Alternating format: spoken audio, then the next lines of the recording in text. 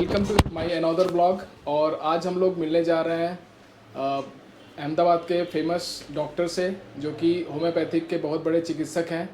और हम लोग जानेंगे कि आप किस तरह से, अगर भगवान न करे कोई बीमार हो, लेकिन अगर आप कहीं बीमार होते हैं तो आप उनकी हेल्प ले सकते हैं।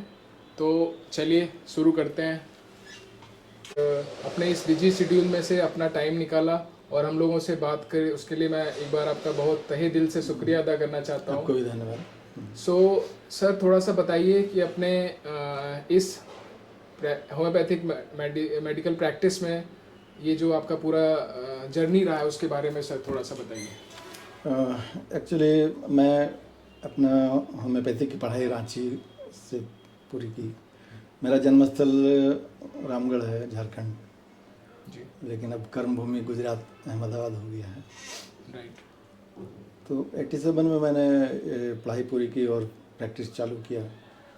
उसके बाद 1995 में मैं एक अवसर मिला और अहमदाबाद आ गया। यहाँ अनुभूति होमिक क्लिनिक एक ट्रस्ट संचालित क्लिनिक है जी जी। जिसमें मैं 23 वर्ष एज ए मेडिकल ऑफिसर वहाँ 23 साल लगातार। 23 हाँ 23 ईयर्स। ओके। और उसके बाद फिर 2-3 साल से अपना निजी क्लिनिक इधर सैटेलाइट एरिया में चला रहा हूँ। राइट। और सेवा दे रहा हूँ। पेशेंट भी अच्छे खासे आते हैं, सभी आते हैं। Right sir. हर तरह की बीमारी वाले आते हैं। राइट। होम्योपैथिक का सर अगर मैं बात करूं तो अभी ये आफ्टर एलोपैथिक काफ़ी पॉपुलर होती जा रही है। तो इसका सर आप क्या भविष्य देखते हैं और किस तरह से ये मैनकाइंड यानी ह्यूमैनिटी को किस तरह से फ़ायदा पहुंचा रही है, उसके बारे में थोड़ा सा बताइए। होम्योपैथिक एक संपूर्ण चिकित्सा पद्धति है जी। और जो एक पूरे विश्व में दूसरे वैकल्पिक चिकित्सा पद्धति के रूप में देखा जा रहा है और काफ़ी तेज़ी से इसका प्रचार प्रसार हो रहा है जी, जो एक अच्छी बात है। और ख़ास करके अभी विगत वर्षों में जैसे पैंडेमिक, वैसे कोरोना जैसा रहा, वैसे स्थिति में भी होम्योपैथिक दवाएं कोरोना के बाद के जो भी कंप्लेन और ये सब आते थे उसके लिए भी दवाएं दी गई और लोग काफ़ी फायदेमंद रहे इससे। Right sir. राइट सर, इसका थोड़ा सा इतिहास बताएं, मतलब भारत में इसका की शुरुआत कब से हुई और ये कब से प्रचलन में आया। हाँ, एक्चुअली देखा जाए तो ये पंजाब में जो राजा थे रंजीत सिंह, महाराजा रंजीत सिंह जी जी, वो शायद बीमार हुए तो उनके ट्रीटमेंट के लिए जर्मन से डॉक्टर आए थे। ओके। तो फर्स्ट ऐसा कह सकते हैं कि इंडिया में, भारत में होम्योपैथी का पदार्पण उसी समय हुआ। उसके बाद फिर बंगाल में कॉलेज खुला और वहाँ डॉक्टर काफ़ी तादाद में पढ़ाई करके प्रैक्टिस करने लगे। उस जोन में, ईस्ट जोन में, पूर्वी भारत में लोग हॉबीज प्रैक्टिशनर ज़्यादा हुआ करते थे। Right right right right. किताबें सब अंग्रेजी में थे, वो लोग पढ़ करके ऐसे दवाई देना सबको फ्री भी देते थे और कुछ कम पैसे के कारण से ज़्यादा पॉपुलैरिटी उधर हुआ ईस्ट के अपेक्षा। सॉरी। सो अगर देखा जाए तो एलोपैथिक के बाद सबसे बड़ा जो सेकंड यूज़र है वो होम्योपैथिक का ही है। आयुर्वेद भी धीरे धीरे अब आगे पैर बढ़ा, लेकिन ये आयुर्वेद और एलोपैथिक से कितना डिफरेंस है या सेम ही है, किस तरह से? थोड़ा नहीं, एलोपैथिक में क्या है कि जो उनकी वे ऑफ ट्रीटमेंट है वो जैसे एंटीबायोटिक्स हैं और जो बीमारी है उसको टारगेट करके वो लोग ट्रीटमेंट देते हैं या फिर सर्जिकल ट्रीटमेंट होता है। और जहाँ तक आयुर्वेद का सवाल है, तो वो लोग कफ पित्त वायु के बेस पर चलते हैं और दवाई जैसे उनका ज़्यादा हर्बल मेडिसिन वगैरह ज़्यादा यूज़ करते हैं, मिनरल्स भी करते हैं, उसको वो लोग क्रूड फॉर्म यानी थोड़ी भारी मात्रा में देते हैं। जबकि होम्योपैथिक क्या है कि दवाई की मात्रा इसमें बिल्कुल सूक्ष्म होती है।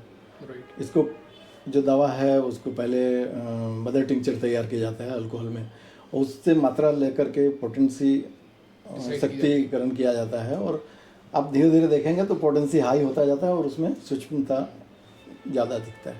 तो उसमें पोटेंसी ही काम करता है और काफ़ी डीप एक्टिंग होता है मेडिसिन।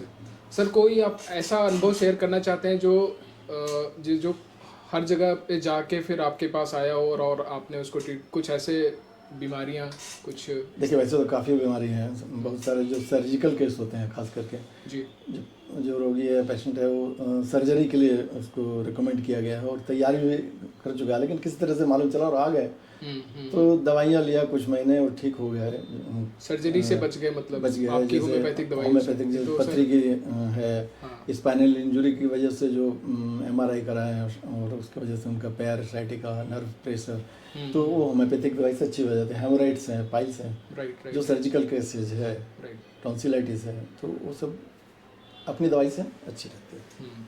तो इसमें सर काफ़ी लोग बोलते हैं कि जर्मन मेडिसिन ज़्यादा बेटर हैं, तो ऐसा कोई मिथ है या फिर अभी जो भारत में, इंडिया में बन रही है दवा वो जर्मन दवाइयों के बराबर है? German origin medicine actually pathy German से शुरू होकर के जो इसका जो ओरिजिन कंट्री है वो जर्मन है। डॉक्टर सैमुअल फ्रेडरिक हेनमैन थे, फादर ऑफ होम्योपैथी माने जाते हैं, जिनका 10 अप्रैल को मनाया जाता है, विश्व होम्योपैथिक दिवस भी कहा जाता है, तो उसके रूप में देखा जाता है।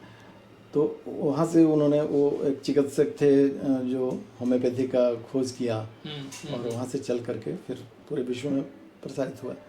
दवाइयाँ पहले जो जर्मन में बनती थी थोड़ा टेक्नोलॉजी अच्छा था, लेकिन अभी भारत में भी टेक्नोलॉजी अच्छी हो गई और यहाँ भी सभी मशीनरी और कंप्यूटराइज सिस्टम से दवाई बनती है, तो दवाई यहाँ भी बन रही है, कोई उसमें अंतर ज़्यादा नहीं है। सर कोई ऐसे एक्यूट डिजीजेस, अगर हम डिजीज़ का क्लासिफिकेशन करें तो सर जनरली दो तरह की आजकल बीमारियां होती हैं। एक तो लाइफ स्टाइल डिजीज़ हैं, लाइक डायबिटीज़ हो गया या हाई ब्लड प्रेशर हो गया। इनका एलोपैथिक में अभी ठीक क्योर नहीं है, सिर्फ उसको रोक सकती है, मैनेजमेंट है बेसिकली। तो एक तो हो गया लाइफ स्टाइल डिजीज़, और एक अचानक जो डिजीज़ होती है लाइक वायरस हो गया या बैक्टीरिया या फंगस की वजह से जो बीमारियां हैं। तो इनमें सर, इन दोनों में आपका होम्योपैथिक किस तरह से सर इफेक्टिव रहेगा? हाँ, ये सवाल अच्छा किया आपने। अभी मैं इसमें क्लियर कर दे रहा हूँ कि कुछ होम्योपैथिक के बारे में बहुत अवधारणा, गलत अवधारणा या भ्रांति, मिथ्स बोल सकते हैं, लोगों में बैठा हुआ है। ये दवाई बहुत देरी से असर करती है, तो सर्दी खांसी बुखार में ये दवाई काम नहीं करती है, लेकिन ऐसा नहीं है। कुछ बीमारी ऐसी होती है जो जल्दी आती है, जल्दी जाती है, तो इन सभी बीमारियों में भी होम्योपैथिक कारगर है। और जो पुराने बीमारी हैं, जो जैसे सप्रेसिव होते हैं, एलोपैथिक ट्रीटमेंट से सप्रेस हो जाता है, दबा दिया जाता है, जो कि बार बार होता रहता है। ऑटोइम्यून डिजीज है, स्किन डिजीज है, तो इन सबों में होम्योपैथिक दवाई से अच्छी। डायबिटीज़ या फिर हाई ब्लड प्रेशर का अगर एक बार आदमी दवाई खाना शुरू करता है तो उसका फिर वो हमेशा खाना ही पड़ता है उसको फिर। हाँ, वो एलोपैथ की दवाई खानी पड़ती है, होम्योपैथिक दवाई भी है, लेकिन आप टोटली इस पर डिपेंड हम लोग सलाह नहीं देते हैं जनरली, क्योंकि वो दवाई मैनेजमेंट एलोपैथ वाले कर रहे हैं तो अच्छी तरह से कर रहे हैं। साथ में साइमल्टेनियसली हम लोग उसको समानांतर रूप से ये भी मैनेज करते हैं। उसका डोज कम हो सकता है, आगे चल के बंद भी होता है अगर पेशेंट कोऑपरेट करता है, फॉलो करता है तो।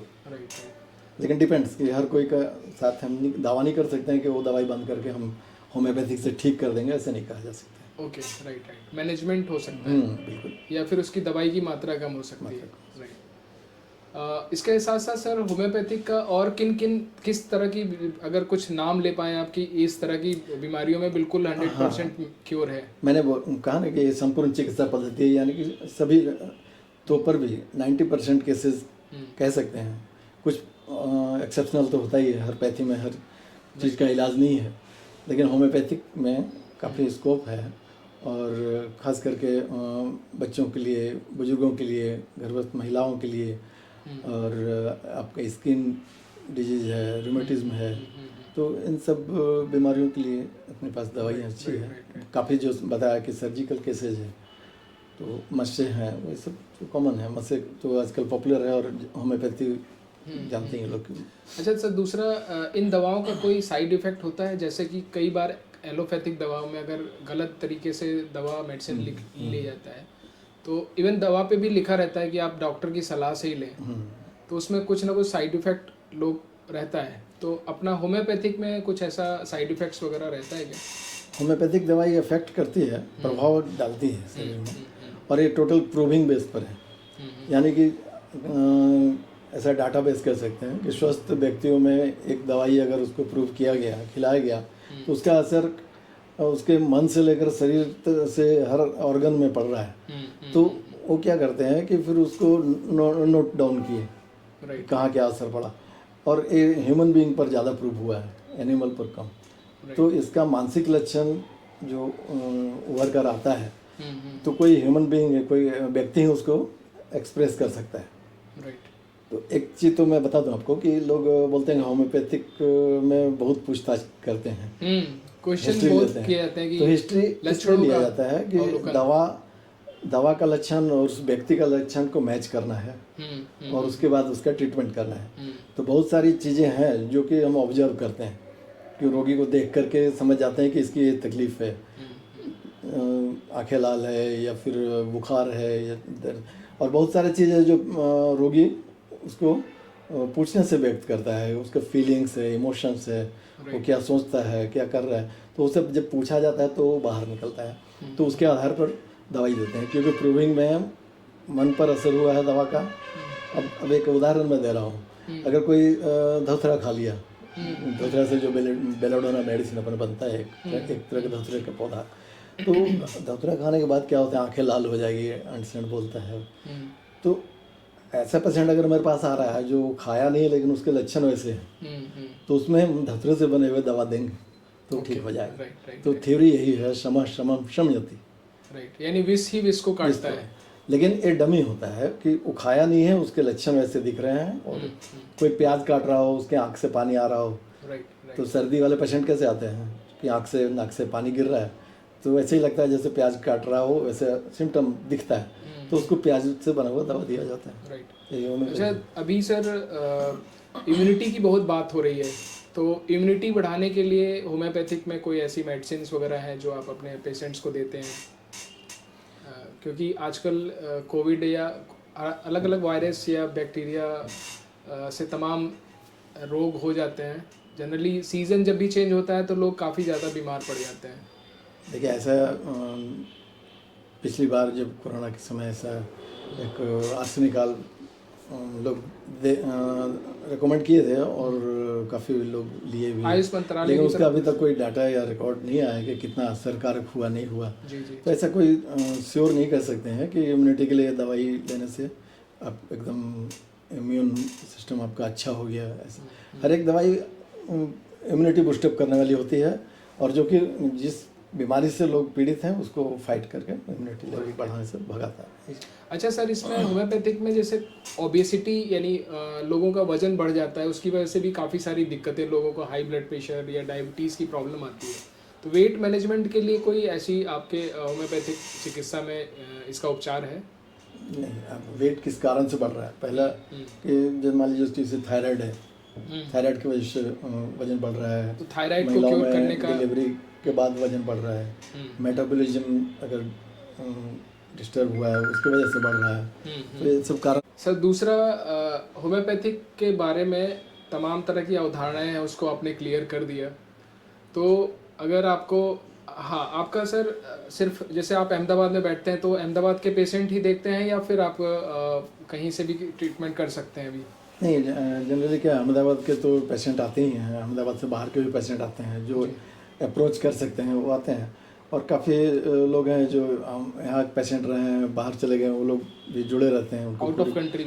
आउट ऑफ कंट्री भी NRI पेशेंट्स भी हैं काफ़ी, UK, कनाडा, US और दुबई और केन्या, सभी जगह से पेशेंट हैं जो टाइम टू टाइम वो लोग कंसल्ट करते रहते हैं। भारत में भी जहाँ हैं जुड़े रहते हैं, और दवाइयाँ कुरियर से भी भेज दी जाती है, लोग सगे संबंधी से मंगाते रहते हैं। सर मैं देख पा रहा हूँ आपके ये कुछ आपको पुरस्कार मिला है, ये क्या है इसके अवार्ड? हाँ, ये मुझे थोड़ा साहित्य में भी रुचि रहा है। अच्छा। और चूँकि साहित्य क्षेत्र और चिकित्सा विज्ञान से जुड़े रहने के कारण मैं एक लेख लिखा था जो अंधविश्वास और विज्ञान क्या है, तो उस पर मैंने एक लेख लिखा था, निबंध, जिसमें मुझे यहाँ गवर्नर जो स्वर्गीय, अच्छा, ये गुजरात के गवर्नर हैं, पहले थे किशोर शर्मा, स्वर्गीय, ओके, नवल किशोर शर्मा, इनसे पुरस्कृत हुए। फिर एक दूसरा दूरदर्शन के डायरेक्टर थे, उनसे। ओके, ऐसे टाइम टू टाइम मेरा कुछ चलता रहता है। साहित्य में भी सर आपकी रुचि है? साहित्य में भी रुचि है, और इस क्षेत्र में भी लेखन, और दूरदर्शन, आकाशवाणी भी कार्यक्रम देते रहते हैं। Right sir. सो ये थे डॉक्टर अविनाश पाठक जी, जिन्होंने हमें होम्योपैथिक के बारे में काफ़ी जानकारी दी। आई होप सो ये जानकारी आपको पसंद आई होगी। तो प्लीज़ हमारे चैनल को लाइक करिए, सब्सक्राइब करिए। और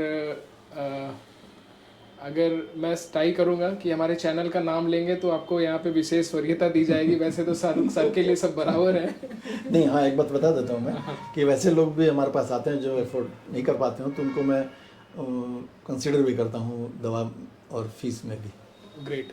सो अभी अभी डॉक्टर सर के द्वारा एक घोषणा, एक अनाउंसमेंट किया गया है कि अगर आप किसी वजह से आपकी आर्थिक स्थिति खराब है या आप अफोर्ड नहीं कर सकते तो डॉक्टर उनको कंसीडर भी करते हैं। और अगर आप मेरे चैनल का नाम लेके भी आएंगे तो आपको कुछ ना कुछ यहाँ पे बेनिफिट हो जाने वाला है। So thank you very much for joining with us. जय हिंद, जय भारत, नमस्कार।